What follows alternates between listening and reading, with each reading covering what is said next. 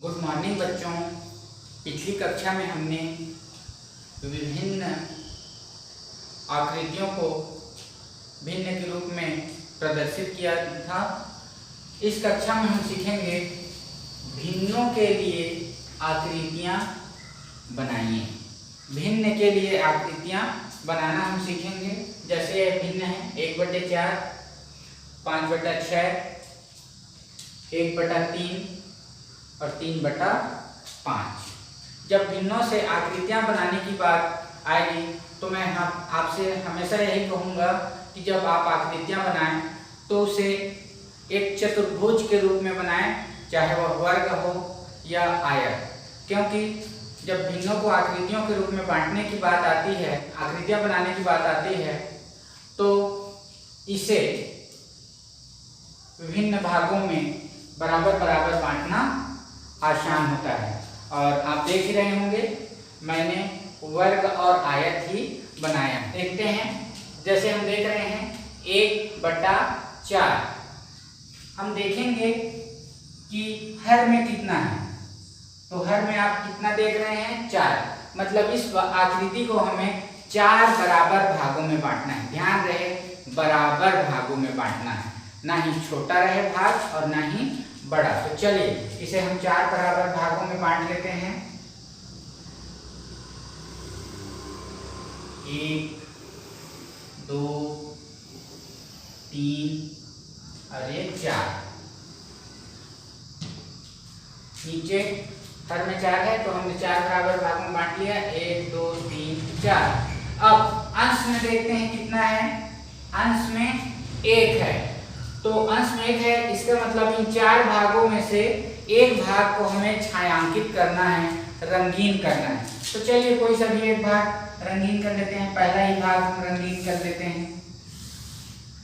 ये 1 है तो एक भाग रंगीन, और यह हमारा कहलाएगा 1/4।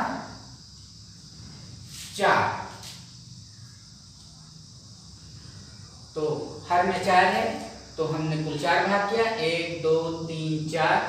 और अंश में 1 है तो एक भाग को हमने रंगीन किया और इसे हम कहेंगे 1/4। चलिए अगला प्रश्न देखते हैं। 5/6। तो कुल कितने भागों में इसे बांटना है? बिल्कुल सही, 6 भागों में। क्यों 6 भागों में? क्योंकि हर में यहाँ 6 है। तो चलिए 6 भाग में बांट लेते हैं। 1, 2, 3, 4, 5 और 6। 1, 2, 3, 4, ये 5 और ये 6। 1, 2, 3, 4, 5, 6। हर में 6 तो हमने 6 भागों में बांट लिया बराबर बराबर। अब अंश में कितना है? 5। अंश में 5 का अर्थ है इसके 5 भाग को हमें रंगीन करना है। तो चलिए कर लेते हैं।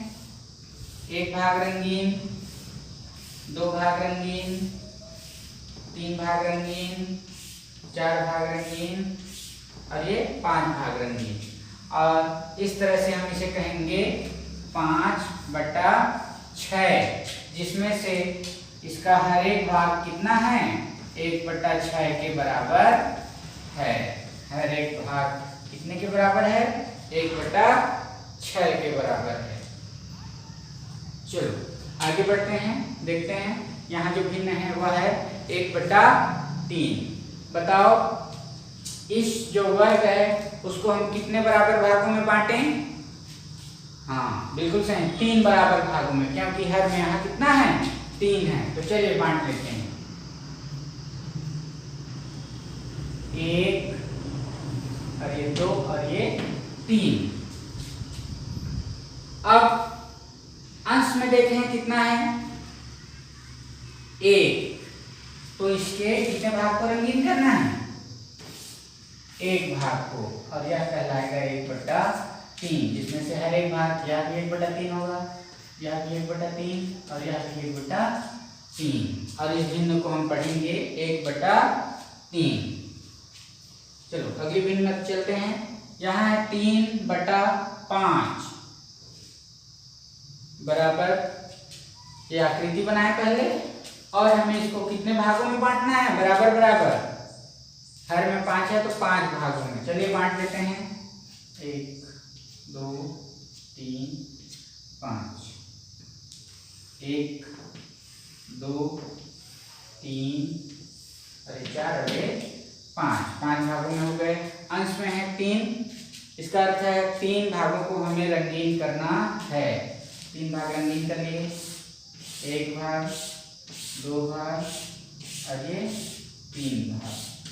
तो यह कहलाएगा 3/5, जिनमें से हर एक भाग बराबर है 1/5 के।